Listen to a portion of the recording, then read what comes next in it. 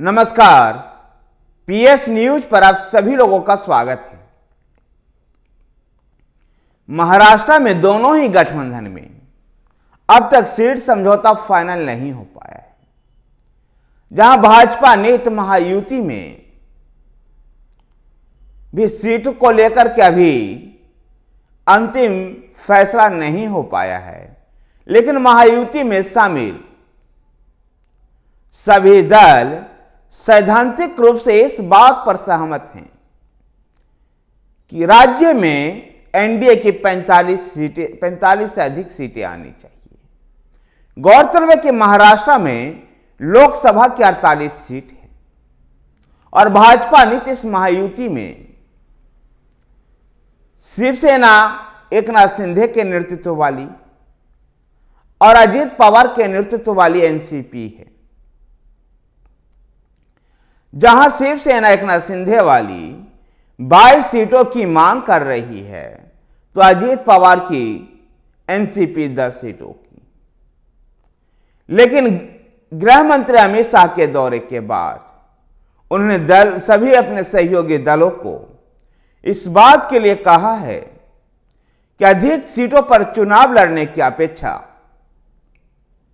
चुनाव जीतने की संभावना वाले सीटों की मांग करना या उन सीटों पर अपने दावेदारी जताना अति महत्वपूर्ण है। और इसलिए महाराष्ट्र में जो सीट का बंटवारा भी होगा वो जीतने के आधार पर होगा कि किस दल का किस क्षेत्र में अधिक प्रभाव है और उसी के अनुकूल सीट का बंटवारा होगा। तभी एनडीए महाराष्ट्र में 45 से अधिक सीटें जीत सकती है। महायुति के इस गठबंधन में लगभग सैद्धांतिक रूप से इस बात पर सहमति है। गृह मंत्री अमित शाह महाराष्ट्र के अपने दौरे में वो अपने पार्टी के नेता भाजपा के नेताओं के साथ साथ शिवसेना एकनाथ शिंदे से और एनसीपी के अजित पवार से भी उन्होंने मुलाकात की और उन्हें सीट बाय सीट सभी क्षेत्रों का आकलन किया।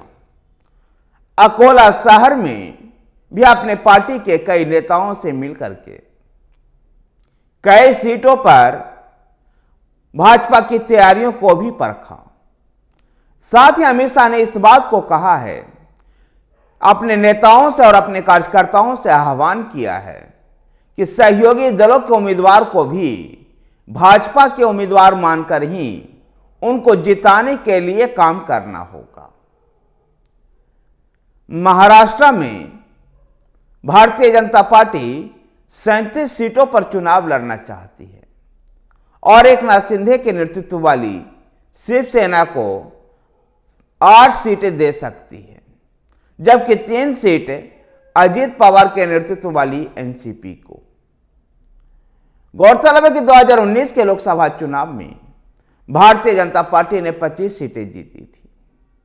उस समय एकीकृत शिवसेना भारतीय जनता पार्टी का सहयोगी थी, लेकिन महाराष्ट्र की राजनीति में शिवसेना में बंटवारा हुआ तो एकनाथ शिंदे का धरा भाजपा के साथ और ठीक उसी प्रकार से एनसीपी में भी बंटवारा हुआ तो अजित पवार के नेतृत्व में एनसीपी आज भाजपा के साथ है। ऐसे में ये तीनों ही दल लगभग इस बात पर सहमत दिखाई दे रहे हैं। हां, अजित पवार के नेतृत्व वाली एनसीपी को उन 3 सीट में से वो 4 सीट उन 4 में से 3 सीटें हो सकती है जो उनके चाचा शरद पवार के नेतृत्व वाली 2019 में एकीकृत एनसीपी ने जीता था। महाराष्ट्र में लगभग 37, 8 और 3 के फार्मूले पर महायुति में सहमति है और इसका बहुत जल्द ऐलान हो सकता है। भाजपा की महाराष्ट्र से जुड़ी हुई कोर ग्रुप की बैठक के लिए डिप्टी सीएम देवेंद्र फडणवीस भी दिल्ली रवाना हो चुके हैं। दूसरी तरफ महाविकास आघाड़ी गठबंधन में भी सीट को लेकर के असमंजस्य की स्थिति बनी हुई है। देर रात तक शिवसेना यूवीटी रकप्पा शरदचंद्र सिन्हा, रकप्पा शरदचंद्र पवार की पार्टी और कांग्रेस के साथ साथ वंचित बहुजन अघाड़ी की एक बैठक हुई। इस बैठक में वंचित बहुजन अघाड़ी के प्रकाश आंबेडकर 1 घंटा लेट आए और 1 घंटा पहले ही चले भी गए, जिसको लेकर के महाविकास अघाड़ी गठबंधन में सब कुछ ठीक ना होने का अनुमान लगाया जा रहा है। इस बैठक में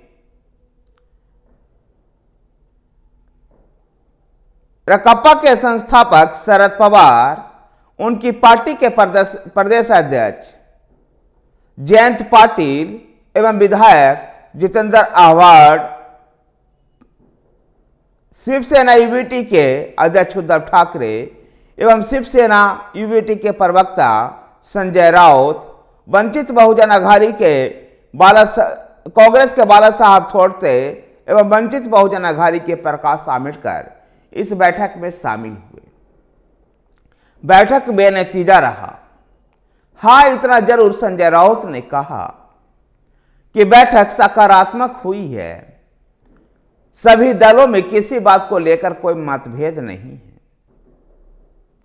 लेकिन संजय राउत के एक बयान ने महाराष्ट्र विकास अघाड़ी में सब कुछ ठीक ना होने का संकेत दिया। उन्होंने वंचित बहुजन अघाड़ी की ओर इशारा करते हुए कहा कि कुछ लोग उत्तर प्रदेश में मायावती की तरह भाजपा को सहयोग पहुंचाना चाहते हैं। यह बाद में उन्होंने अगले ही वाक्य में बात को संभालते उन्होंने कहा कि वंचित बहुजन अघाड़ी महाविकास अघाड़ी गठबंधन का हिस्सा है और देश को में संविधान बचाने के लिए यह महाविकास अघाड़ी का हिस्सा रहेगा। जबकि महाविकास अघाड़ी के प्रकाश आंबेडकर के बयान भी संजय राउत से मेल नहीं खाते हैं। महाराष्ट्र में वंचित बहुजन अघाड़ी के प्रकाश आंबेडकर ने 27 सीटों की मांग की है, जबकि महाविकास अघाड़ी में शामिल अन्य दल कम से कम सीट वंचित बहुजन अघाड़ी को देना चाहती है। देखना दिलचस्प होगा कि महाराष्ट्र में किस प्रकार से महाविकास अघाड़ी गठबंधन में सीट का समझौता हो पाता है और कितना ये महायुति को जवाब दे पाता है। क्या महायुति की 45 सीट का लक्ष्य राज्य में पूरा होगा या महाविकास अघाड़ी गठबंधन मजबूती के साथ राज्य में चुनाव मैदान में उतरेगी? धन्यवाद साथियों, वीडियो को लाइक कीजिए, शेयर कीजिए। हमारे साथ बने रहने के लिए हमारे चैनल पॉलिटिकल पिच को सब्सक्राइब कीजिए। धन्यवाद।